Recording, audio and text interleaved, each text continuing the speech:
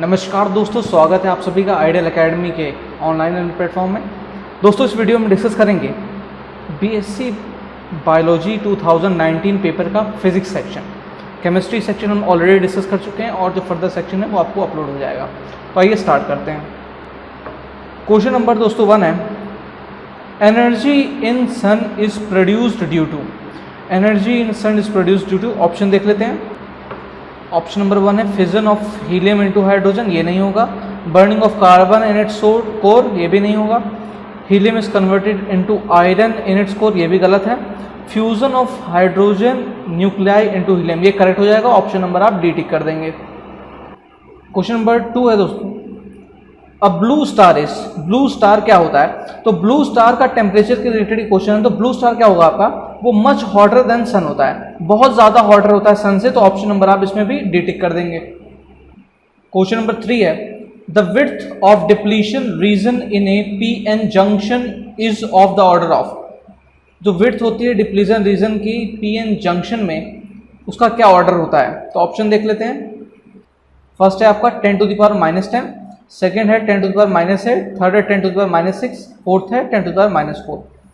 तो option number आपका 3 correct हो जाएगा। 10 टू द पावर -6 मीटर के ऑर्डर में होती है वो। क्वेश्चन नंबर 4 है, in a half wave rectifier operating from 50 hertz means frequency, the ripple has fundamental frequency. तो हाफ वेव रेक्टिफायर ऑपरेट कर रहा है अगर इतनी फ्रीक्वेंसी से, तो रिपल के पास कितना फंडामेंटल फ्रीक्वेंसी होगी? तो अगर 50 हर्ट्ज से ऑपरेट कर रहा है तो उसकी भी 50 हर्ट्ज होगी। रेक्टिफायर क्या होता है दोस्तों? रेक्टिफायर एक ऐसा डिवाइस होता है जो आपका एसी को डीसी में कन्वर्ट करता है। दो तरह के आपके रेक्टिफायर्स होते हैं, दो तरह के आपके रेक्टिफायर होते हैं। एक होता है आपका फुल वेव रेक्टिफायर और एक होता है आपका हाफ वेव रेक्टिफायर। तो फुल वेव में क्या होगा? आप पूरा डीसी भेजेंगे तो पूरा एसी आप भेजेंगे तो पूरा डीसी में कन्वर्ट हो जाएगा। लेकिन इसमें क्या होगा कि जो एसी आप भेजेंगे हाफ जो होता है उसका इंटेंसिटी आधी हो जाती है, आधा ही आपका डीसी में कन्वर्ट होता है। क्वेश्चन नंबर 5 है, hydrogen atom spectrum has series in visible range as. Visible range में आपका कौन सा रीजन आता है? तो विजिबल रेंज में आपका आ जाता है बार्मर रीजन। विजिबल रेंज में आपका आता है बार्मर रीजन। लेमन आपका आता है, लेमन ये ऑर्डर होता है। लेमन आपका जो होता है वो यूवी में आता है। बार्मर जो होता है वो आपका आता है विजिबल में, और बाकी जितने भी बचते हैं वो इंफ्रारेड रीजन में आते हैं, इंफ्रारेड रीजन में आते हैं।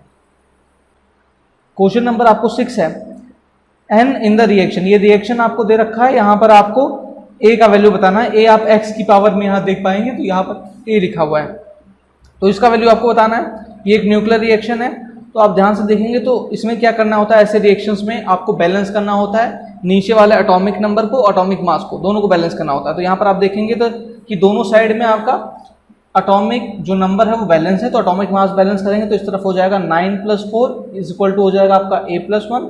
ए का वैल्यू आ जाएगी आपकी 12, ए का वैल्यू 12 आ जाएगा, तो इसका मतलब आप कौन सा ऑप्शन नंबर आपका बी टिक हो जाएगा। क्वेश्चन नंबर 7 है, threshold wavelength for photo electric emission of a metal is 5200 angstrom. Photo electrons will be emitted when it is illuminated by. तो आपको बताना है कि कौन सी फोटो इलेक्ट्रॉन्स किस केस में आपके इलिमिनेट होंगे। तो यहाँ पर आपको थ्रेशोल्ड वेवलेंथ दे रखा है, तो आप एनर्जी कैलकुलेट कर सकते हैं। कैसे कैलकुलेट करेंगे? hc/λ लगा कर। इसको दोस्तों आप जब कैलकुलेट करेंगे तो बेसिकली होगा क्या कि ये यूवी रेस के ऑर्डर में आ जाएगी आपकी। यूवी रेस के ऑर्डर में ये आ जाएगी, तो हम क्या करेंगे कि यूवी रे वाला जो ऑप्शन है वो आपका करेक्ट हो जाएगा। तो आप देखेंगे तो ऑप्शन नंबर 3 में ये 1 वॉट यूवी लैंप आपको दे रखा है, यहाँ पे लैंप है ये, तो 1 वॉट यूवी लैंप रेड दोस्तों वाला ऑप्शन आपका करेक्ट हो जाएगा। Photo electric effects prove the nature of light as. जो फोटो इलेक्ट्रिक इफेक्ट होता है वो कौन सा नेचर आपका लाइट का दिखाता है? तो दोस्तों वो पार्टिकल नेचर दिखाता है, तो पार्टिकल वाला ऑप्शन नंबर 1 करेक्ट हो जाएगा। बेसिकली लाइट के जो होते हैं वो डुअल नेचर होता है, एक होता है आपका पार्टिकल नेचर और दूसरा होता है आपका वेव नेचर। पार्टिकल नेचर आपका फोटो इलेक्ट्रिक इफेक्ट में शो किया जाता है और वेव नेचर बाकी सारे फिनोमेना में किया जाता है।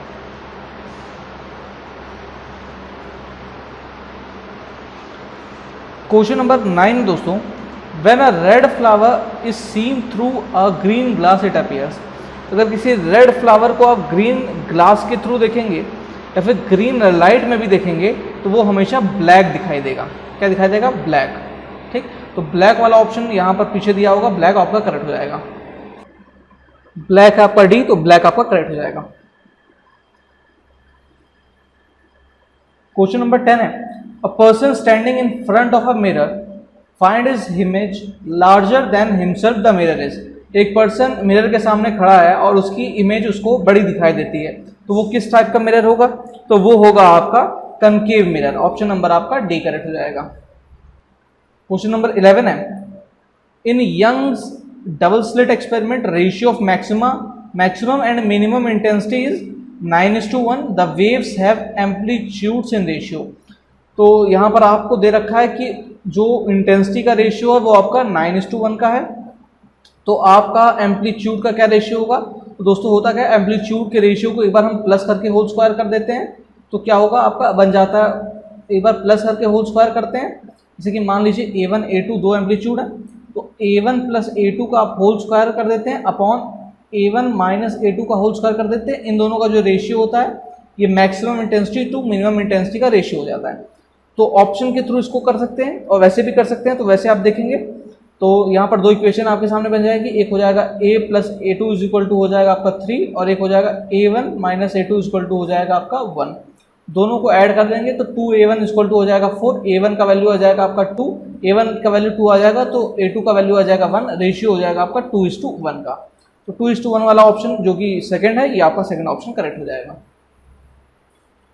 क्वेश्चन नंबर 12 है, in vacuum speed of light depends upon.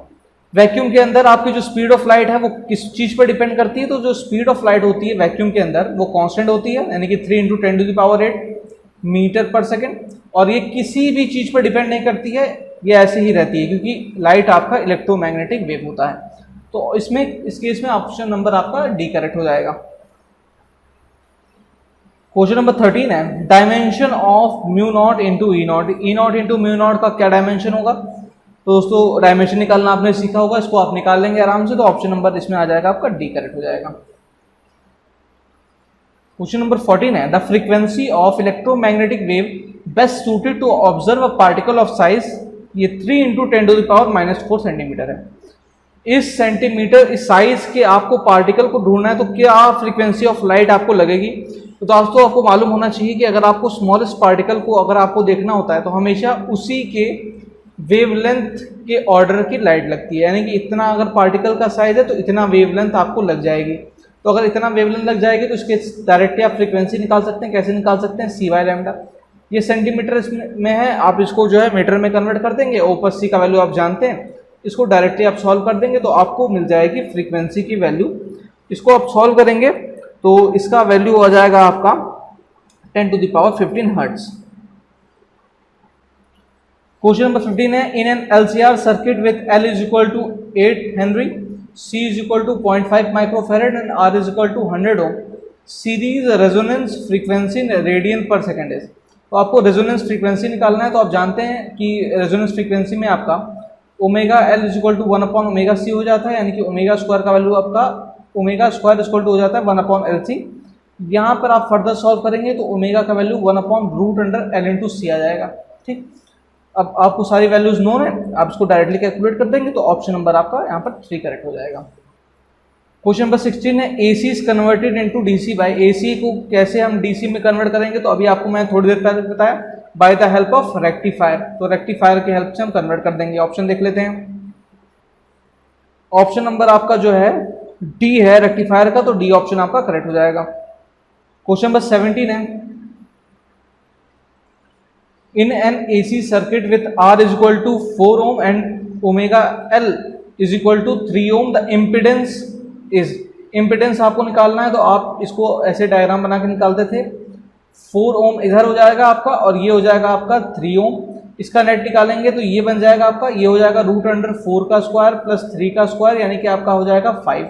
तो 5 ओम जो होगा वो आपका करेक्ट आंसर हो जाएगा। ऑप्शन नंबर आप 2 करेक्ट कर देंगे।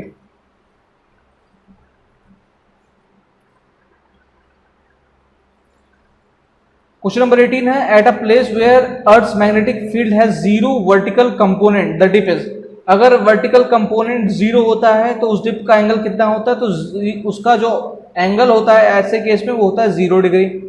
ठीक, ये थ्योरेटिकल क्वेश्चन है, इसका आपका ऑप्शन नंबर 1 करेक्ट हो जाएगा। क्वेश्चन नंबर आपके पास 19 है, hydrogen atom is paramagnetic hydrogen molecules. Hydrogen atom जो होता है वो पैरामैग्नेटिक होता है नेचर में, तो हाइड्रोजन मॉलिक्यूल क्या होगा, तो हाइड्रोजन मॉलिक्यूल आपका डायामैग्नेटिक होता है रीजन में, तो ये ऑप्शन नंबर आपका 1 करेक्ट हो जाएगा।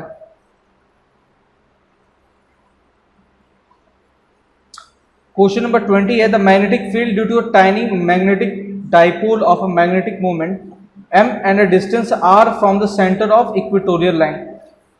तो आपको बताना है अगर उसका मैग्नेटिक डाइपोल में ये मैग्नेटिक मोमेंट m है और डिस्टेंस है उसकी r सेंटर से, तो आपको बता देना है कि उसकी मैग्नेटिक फील्ड B का वैल्यू क्या हो जाएगा। तो B का वैल्यू आप देखेंगे तो B का वैल्यू हो जाएगा दोस्तों, B का वैल्यू हो जाएगा आपका μ0/4 ऐसे केस में m/r³। ये वाला ऑप्शन जहां दिखेगा आप करेक्ट कर दोगे, तो ये तो नहीं होगा, फर्दर ऑप्शन देख लेते हैं। तो यहां पर ऑप्शन नंबर आपका जो 2 है वो करेक्ट हो जाएगा। क्वेश्चन नंबर आपका 21 है, a proton and an alpha particle enter this uniform perpendicular magnetic field with same velocity, the period of rotation of alpha particle will be n times that of proton where n is.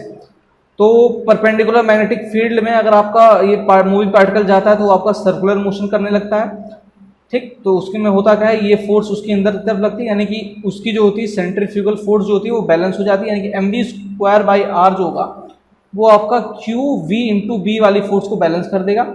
यहाँ पर जो है बिल्कुल इस तरह से balance हो जाएगा। इसको आप फर्दर सॉल्व करेंगे, क्योंकि हाइड्रोजन जो प्रोटॉन के रिस्पेक्ट में अल्फा पार्टिकल का मास जो होता है वो चार्ज जो है 2 गुना हो जाता है और मास 4 गुना हो जाता है। फिर इसका यूज करते हुए आप वैल्यू पुट कर देंगे अल्फा पार्टिकल के लिए, तो आप देखेंगे कि जो टाइम पीरियड आएगा वो ट्वाइस होगा, ठीक, ट्वाइस हो जाएगा, n टाइम्स मतलब ट्वाइस हो जाएगा प्रोटॉन के। अल्फा पार्टिकल के लिए वो 2 टाइम्स हो जाएगा प्रोटॉन के रिस्पेक्ट में, यानी कि ऑप्शन नंबर आपका यहाँ पर 2 करेक्ट हो जाएगा।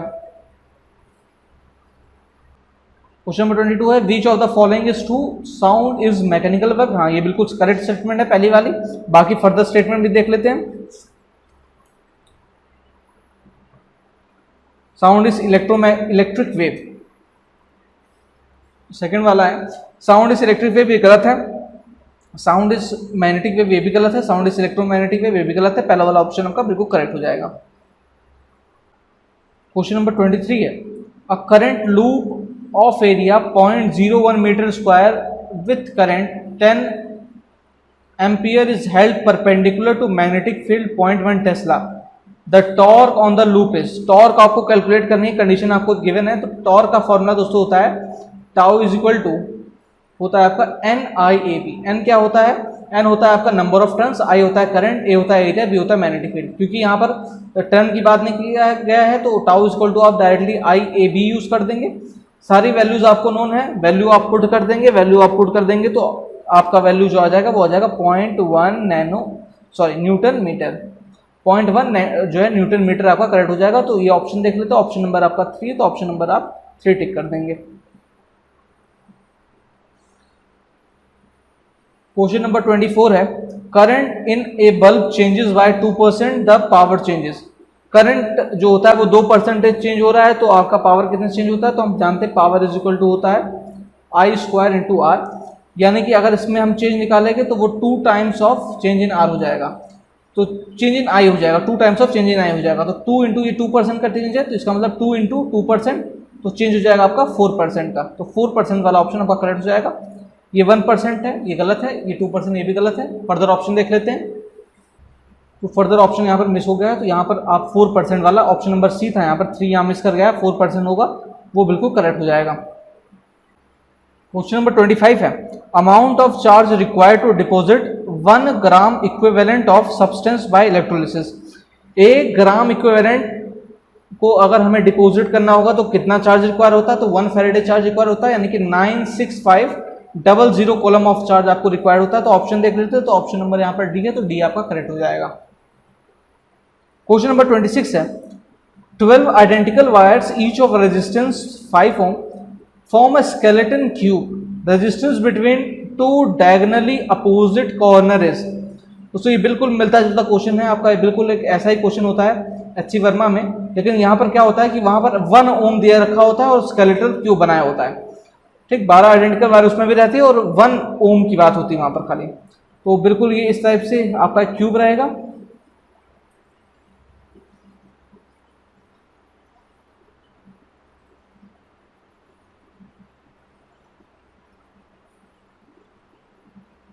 ये इस टाइप से आपका क्यूब रहेगा और ये दो हो गया आपका अपोजिट एंड, ये हो गया ए आपका, ये हो गया बी। यहाँ से आपका चार्ज पास करके बी से निकल रहा है, इफेक्टिव रेजिस्टेंस आपको निकालना है। तो दोस्तों होता क्या है, मैं आपको उसके रिस्पेक्ट में इस क्वेश्चन को कैसे किया जाता है मैं उसका एक ट्रिक बता देता हूँ। वहाँ पर क्या था, 1 ओम था। ठीक, 1 ओम करते मतलब बेसिकली क्या करते हैं, एक चीज़ को पकड़ते हैं, यहाँ से करंट पास कराते हुए और जो है बिल्कुल सीरीज में निकल जाते हैं उस साइड में। तो 1 ओम के केस में क्या होता है दोस्तों कि वहाँ पर आपका जो रेजिस्टेंस आता है नेट वो होता है आपका 5/6 ओम। इसको आप करके देखेंगे, किरचॉफ लॉ का यूज़ करते हुए यहाँ से आई करंट पास कराएंगे, यहाँ से फिर वो यहाँ से यहाँ पर 3 डिवीजन है तो I/3 इधर जाएगा, I/3 इधर जाएगा, I/3 इधर जाएगा। सिमिलरली फिर I/3 यहाँ पर फिर से यहाँ पर हो जाएगा I/6 एंड यहाँ पर होते हुए यहाँ पर एक कॉर्नर से आप दूसरे कॉर्नर पकड़ने के लिए खाली एक वायर का सीरीज पकड़ लेंगे और उसको सॉल्व कर लेंगे तो आपका आंसर आ जाता है। आंसर क्या आएगा आपका, आर का आंसर वैल्यू आता है इस केस में 5/6 ओम। कब आता है, जब यहाँ पर रेजिस्टेंस आपका होता है 1 ओम। तो 1 ओम के केस में आपका आ जाता है 5/6 ओम नेट। तो यहाँ पर 5 ओम है तो क्या हो जाएगा, 5 टाइम्स हो जाएगा, 5/6 इंटू 5 ओम, यानी कि आंसर आपका आ जाएगा 25/6 ओम। तो 25/6 ओम वाला जो ऑप्शन है आपका, 25/6 ओम वाला जो ऑप्शन है, ऑप्शन नंबर आपका 3 बिल्कुल करेक्ट हो जाएगा।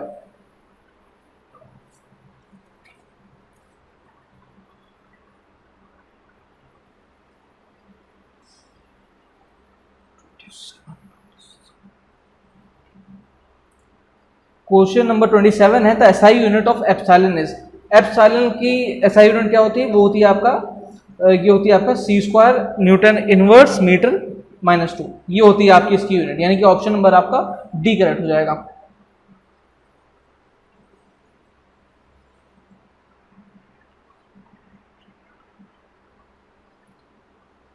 क्वेश्चन नंबर 28 है, which of the following is related to hydrogen atom. Hydrogen atom से क्या रिलेट करता है, तो ऑप्शन है Rydberg constant, Wien's constant, solar constant, gas constant. तो हाइड्रोजन एटम से आपका रेडबर्ग कांस्टेंट जो है वो रिलेट करता है। इसके हेल्प से बाकी सीरीज ई जो वैल्यू होती है इसी को पुट करके हम बाकी सीरीज के लैम्डा का वैल्यू भी डिटरमाइन करते हैं। तो ऑप्शन नंबर आपका इस केस में 1 करेक्ट हो जाएगा। क्वेश्चन नंबर 29 है, ratio of SI unit, ratio of SI to CGS unit of kinetic energies. SI unit और सीजीएस यूनिट काइनेटिक एनर्जी का उसका रेशियो जब करेंगे तो क्या आएगा, ऑप्शन देख लेते हैं। तो होता क्या दोस्तों, आप जब सीजीएस यूनिट और एसआई अपॉन सीजीएस निकालोगे तो बेसिकली बाकी सारी वैल्यूज कट जाती हैं और जो रेशियो आपका नीचे में 10⁻⁻7 बचता है, जो ऊपर चल के बताता है 10⁻7। तो 10⁻7 खाली बचेगा, बाकी सारी वैल्यूज कट जाएंगी क्योंकि हम लोग बाकी चीज़ों को फिर से नॉर्मल में कन्वर्ट करेंगे फिर काटेंगे। तो ऐसा करेंगे तो ऑप्शन नंबर आपका 1 करेक्ट हो जाएगा। क्वेश्चन नंबर 30 दोस्तों, विच of the following is dimensional constant. कौन सा डायमेंशनल कांस्टेंट होता है, तो इसमें से डायमेंशनल कांस्टेंट क्या होगा आपका, डायमेंशनल कांस्टेंट हो जाएगा आपका ग्रेविटेशनल कांस्टेंट। ऑप्शन नंबर आप डी टिक कर देंगे। क्वेश्चन नंबर 31 है, a body dropped from the top of a tower falls 40 metre during the last 2 second of its fall, the height of the tower is. ठीक, 2 second last के वो fall करता है 40 metre, तो बताना है आपको क्या हाइट होगी टावर की। तो nth सेकेंड में, n सेकेंड्स में वो कितना डिस्टेंस ट्रेवल करता है, इसका फॉर्मूला होता है s nth is equal to u plus a/2 2n-1। इसको आप याद कर लेंगे। तो यहाँ पर 2 सेकंड की बात कर रहा है तो यहाँ पर बेसिकली क्या होगा, u का वैल्यू तो आपका इस केस में हो जाएगा 0, एक्सेलरेशन यहाँ पर आपका g के इक्वल है। ठीक, और 2 सेकंड पर इसका वैल्यू फाइंड करेंगे तो g/2 इंटू 2 इंटू 2-1। आपको जो है ओवरऑल हाइट निकालनी है। इस फॉर्मूला का यूज करते हुए आप यहाँ से कैलकुलेट कर लेंगे वैल्यू को, यहाँ पर u वगैरह सब निकल जाएगा। तो ऑप्शन आपका यहाँ पर सेकंड करेक्ट हो जाएगा सॉल्व करने के बाद। क्वेश्चन नंबर 32 है, a car travelling due north at 50 meter per second turns west and travel with same speed, change in velocities. आपकी कार थी जो जा रही थी नॉर्थ डायरेक्शन में, कैसे जा रही थी, इस टाइप से 50 मीटर पर सेकंड की रफ्तार से। फिर यहाँ से वो वेस्ट की तरफ घूम गई और यहाँ पे भी उसने सेम जो है आपको फॉलो कर गया, मतलब सेम स्पीड रही उसकी, तो चेंज इन वेलोसिटी क्या हो जाएगी, चेंज इन वेलोसिटी आपका इन दोनों वेक्टर का वेक्टर सम हो जाएगा, जिसका डायरेक्शन हो जाएगा आपका ऐसे, डायरेक्शन ऐसे हो जाएगा। इसका मतलब क्या हो जाएगा, 9 जो है यहाँ से आपका जो डायरेक्शन हो जाएगा वो हो जाएगा आपका साउथ वेस्ट की तरफ, ठीक, साउथ वेस्ट की तरफ डायरेक्शन हो जाएगा इस टाइप से। साउथ वेस्ट जो है इसका डायरेक्शन हो जाएगा और मैग्नीट्यूड आप निकालेंगे तो √50 का स्क्वायर प्लस 50 का स्क्वायर हो जाएगा, प्लस यहाँ पे 2 × 50 × 50 cos थीटा आएगा, तो थीटा का वैल्यू यहाँ पे 90 डिग्री तो वो 0 हो जाएगा, तो यहाँ पर वैल्यू आ जाएगी आपकी 50√2। तो 50√2 और डायरेक्शन आपकी हो गई साउथ वेस्ट, तो ऑप्शन नंबर आपका डी करेक्ट हो जाएगा।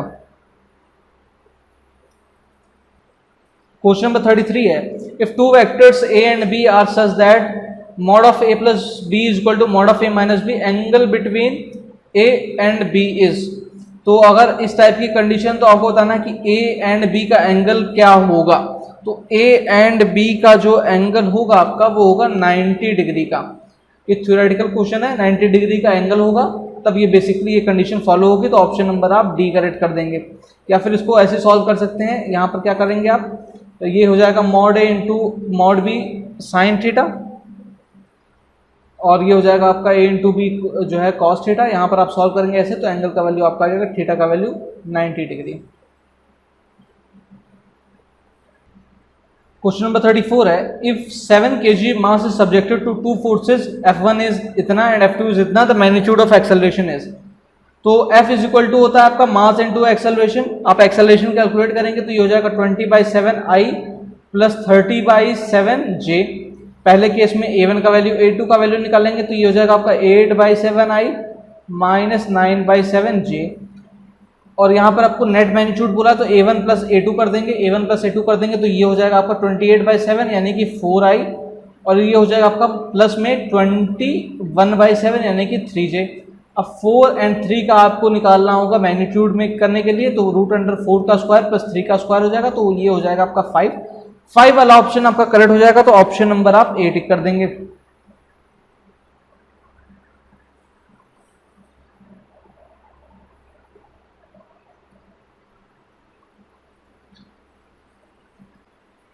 क्वेश्चन नंबर आप 35 देखेंगे, a lift is moving with acceleration a, the apparent weight of the body become 0 when lift moves.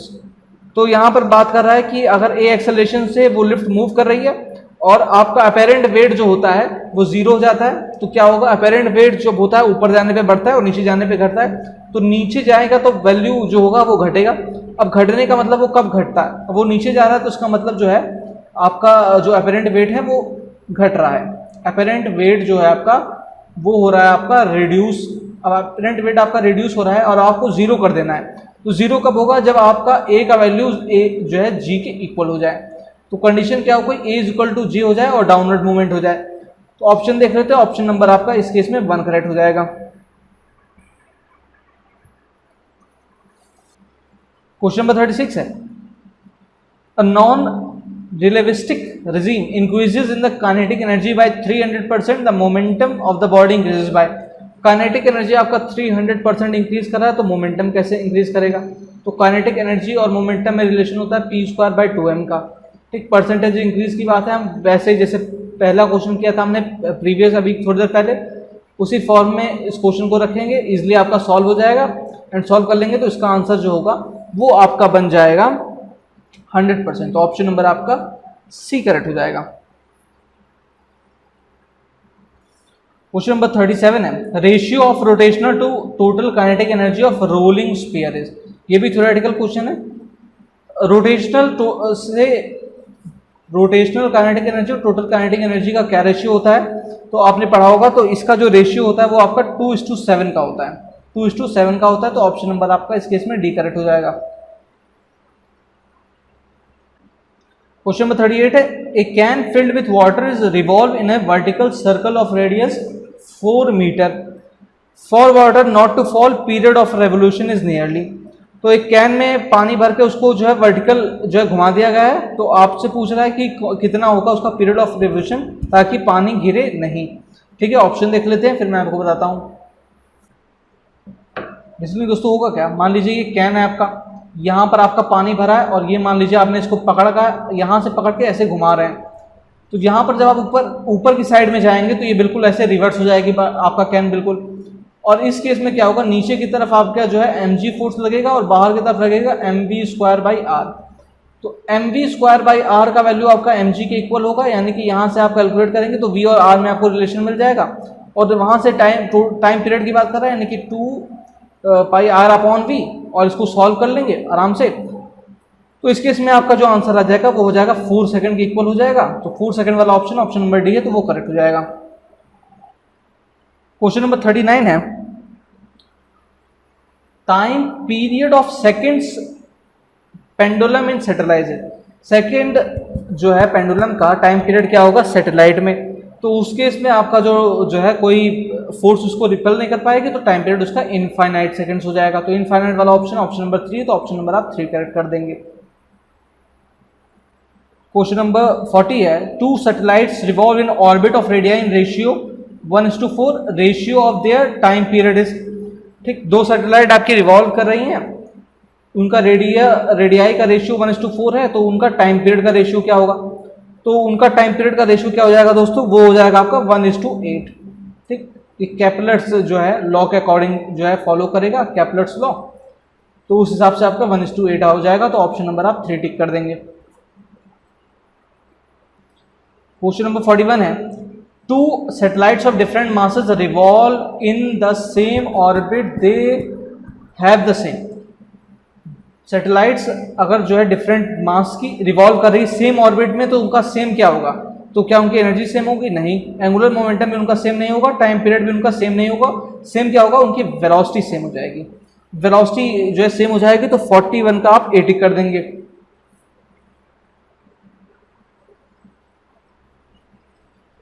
Question number 42 है, a spherical liquid drop is divided into 27 droplets of equal size if drop has a radius r and liquid has surface tension T, work done in this process is। तो यहाँ पर आपसे बोल रहा है कि spherical आपका लिक्विड ड्रॉप है, इसको बड़ा सा, इसका मान लीजिए रेडियस आर है, इसको जो है तोड़ दिया गया छोटे छोटे ड्रॉपलेट्स में, 27 ड्रॉपलेट्स में। तो आपको बताना है कि वर्क डन कितना किया गया। तो सबसे पहले आप रेडियस, इन दोनों की रेडियस में रिलेशन निकाल दीजिए। इसको मान लीजिए कैपिटल आर, इसको मान लीजिए स्मॉल आर, तो वॉल्यूम आपका कंजर्व हो जाएगा। तो यानी कि 4/3 pi capital R cube equal to 4/3 pi small R cube. तो capital R will be equal to, ये 20 × 27 होगा, ये इसका वैल्यू कितना हो जाएगा, ये हो जाएगा आपका 3r के इक्वल। तो r का वैल्यू 3r के इक्वल आ गया। तो फर्स्ट केस में आप एनर्जी निकाल लीजिए, जब वो बड़ा सा ड्रॉपलेट रहेगा तो वो रहेगा आपका t इंटू हो जाएगा 4πr²। और सेकंड केस में आप निकालेंगे तो वो हो जाएगा 3 × 4π small 27t into 4π small R cube. और हम जानते हैं कि यहाँ पर क्या होगा, ये यहाँ पर ये स्क्वायर हो जाएगा आपका। हम जानते हैं कि capital R is equal to 3 into small r होता है। तो यहाँ पर वैल्यू कर देंगे और उसके बाद चेंज निकाल देंगे e2 - e1 का। तो वैल्यू आपका जो हो जाएगा वो 8π कैपिटल R² इंटू टी के इक्वल हो जाएगा। तो ऑप्शन नंबर जो है, यहाँ पर एक चीज़ ध्यान देने वाली बात दोस्तों कि इफ़ ये जो ड्रॉप है, ठीक, यहाँ पर इफ ड्रॉप का साइज पहले दे रखा है तो स्मॉल आर को आपको कन्वर्ट करना पड़ेगा कैपिटल आर में। ठीक, तो स्मॉल आर को आपको यहाँ पर small r equal to capital R/3 ये वैल्यू पुट करनी पड़ेगी और फिर इसको सॉल्व करेंगे तो ये हो जाएगा आपका 8πr²t। तो ऑप्शन नंबर आप 1 टिक कर देंगे। क्वेश्चन नंबर यहाँ पर 43 है, the upper end of wire of diameter 8 mm and length 1 metre is clamped and its other end is twisted through an angle of 30 degree. The angle of shear is, angle of shear जो है वो क्या होगा, तो इसको कैसे निकालेंगे दोस्तों। हम जानते हैं कि एंगल ऑफ शेयर और क्या रिलेशन होता क्या है, r into theta is equal to l into phi होता है। फाई आपका होता है angle of shear, phi is equal to आप कर देंगे तो r into theta upon l हो जाएगा। r आपका रेडियस है, थीटा आपका एंगल ऑफ ट्विस्ट है, l आपकी लेंथ है। वैल्यूज आपको डायरेक्टली पुट करनी है, तो फाई का वैल्यू जो है आप निकाल लेंगे। इसका जो वैल्यू आएगा आपका वो हो जाएगा 0.12 डिग्री के अराउंड। 0.12 डिग्री वाला ऑप्शन कौन सा है, 3 है, तो ऑप्शन नंबर आप 3 कर देंगे। क्वेश्चन नंबर 44 है, a gas performs minimum work when it expends.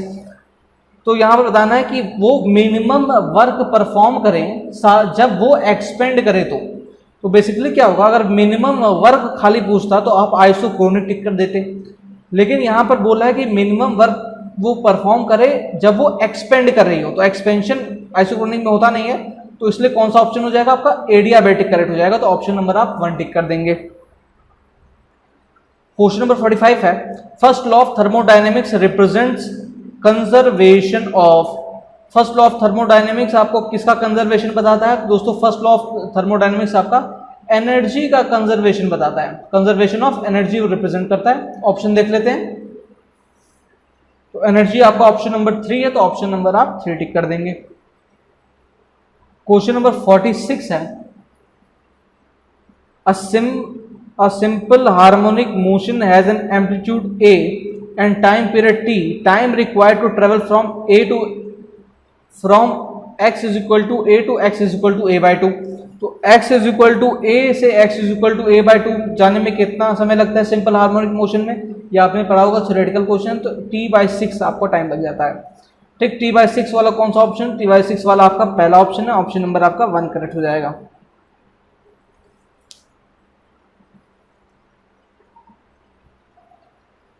Question number आपका 47 है, the equation of motion of an object is इतना meter, its maximum acceleration is. Maximum acceleration आपसे पूछा गया है। दोस्तों क्या करना है इसमें, बेसिकली ये इक्वेशन आपकी डिस्टेंस के रिस्पेक्ट में दे रखी है, इसको आपको डबल डिफरेंशिएट करना होगा। इसको आप डबल डिफरेंशिएट करेंगे, तो एक बार डिफरेंशिएट करेंगे तो वेलोसिटी के रिस्पेक्ट में इक्वेशन बन जाएगी, दूसरी बार करेंगे तो एक्सेलरेशन के रिस्पेक्ट में इक्वेशन बन जाएगी। और एक बार एक्सेलरेशन के रिक्वेस्ट में इक्वेशन बन जाएगी तो ये जो आगे वाला पोर्शन यहाँ पर आएगा ना आपका, यही हो जाएगी इसकी मैक्सिमम एक्सेलरेशन, यही हो जाएगा इसका मैक्सिमम एक्सेलरेशन। ठीक, ऑप्शन देख लेंगे। तो मैक्सिमम एक्सेलरेशन को आप डिफरेंशिएट करने के बाद निकालेंगे तो 0.50 मीटर पर सेकंड स्क्वायर आएगा लगभग। तो ऑप्शन नंबर यहाँ पर आपका 2 करेक्ट हो जाएगा। क्वेश्चन नंबर 48 है, sound waves do not show. Sound waves क्या शो नहीं करते? तो दोस्तों साउंड वेव्स आपका पोलराइजेशन शो नहीं करते। मैकेनिकल वेव्स जो होता है वो पोलराइजेशन की प्रॉपर्टी आपका शो नहीं करता। तो ऑप्शन नंबर आप जो है सी करेक्ट कर देंगे। क्वेश्चन नंबर 49 है, a standing wave having 3 nodes and 2 antinodes is formed between 2 atoms having a distance 1.21 angstrom between them, the wavelength of standing wave is। तो 2 एंटीनोड बन रहा है, 3 नोड्स बन रहा है, तो आपको बताना है कि स्टैंडिंग वेव का जो है वेवलेंथ कितना होगा। तो बेसिकली आप इसको बनाएंगे तो होगा क्या, इसको आप ड्रॉ कर ले जाएंगे, इस टाइप से आपका ये ड्रॉ हो जाएगा। ये आपका 3 नोड और 2 एंटीनोड को रिप्रेजेंट कर रहा है। यहाँ से यहाँ तक की डिस्टेंस आपकी λ/2 है, यहाँ से यहाँ तक की डिस्टेंस आपकी λ/2 है। टोटल डिस्टेंस आपकी क्या हो जाएगी, वो हो जाएगी आपकी λ/2 यानी कि λ/2। वेवलेंथ आपका टोटल बन जाएगा, वो हो जाएगा लैम्डा, यानी कि ओरिजिनल लैम्डा का इक्वल होगा, यानी कि लैम्डा का वैल्यू 1.21 एंगस्ट्रॉम होगा। यही आपका करेक्ट हो जाएगा। तो 1.21 एंगस्ट्रॉम कौन सा ऑप्शन है? ऑप्शन नंबर 1 है, तो ऑप्शन नंबर 1 टिक कर दीजिए। क्वेश्चन नंबर 50 है, a gas has gamma equal to 1.4, it is a. अगर गामा का वैल्यू 1.4 है तो वो गैस कैसी होगी? तो दोस्तों वो गैस जो होगी डाई एटॉमिक होगी नेचर में। तो डाई एटॉमिक ऑप्शन नंबर आपका बी है, तो बी आपका बिल्कुल करेक्ट हो जाएगा। तो दोस्तों अभी के वीडियो के लिए इतना ही। अगर वीडियो आपको पसंद आया तो लाइक करें, ज़्यादा से ज़्यादा शेयर करें ताकि और भी एस्पिरेंट्स इसका फ़ायदा उठा सकें। और जो है आप हमारे चैनल को अगर नए हैं तो सब्सक्राइब कर लीजिए। इसके अलावा अगर आपको कोई क्वेरीज है तो आप हमारे टेलीग्राम के चैनल पर हमसे पूछ सकते हैं। टेलीग्राम का लिंक मैं डिस्क्रिप्शन में डाल रहा हूँ। इसके अलावा आप हमें इंस्टाग्राम पर भी फॉलो कर सकते हैं। दोस्तों BHU का एग्ज़ाम अब बहुत दिन दूर नहीं रहा है, होना है, थोड़ा देर सवेर हो रहा है, लेकिन ज़रूर होगा वो पेपर। तो आपको जो टाइम मिला है उसको यूटिलाइज़ कीजिए। इस टाइप से के प्रीवियस ईयर पेपर्स को ज़्यादा सॉल्व कीजिए और जो है इतना ज़्यादा सॉल्व कर लीजिए, प्रैक्टिस कर लीजिए ताकि आपका फर्स्ट अटेम्प्ट में ही क्लियर हो जाए और आपको बार बार फॉर्म भरने की कोई ज़रूरत ना पड़े। Thank you.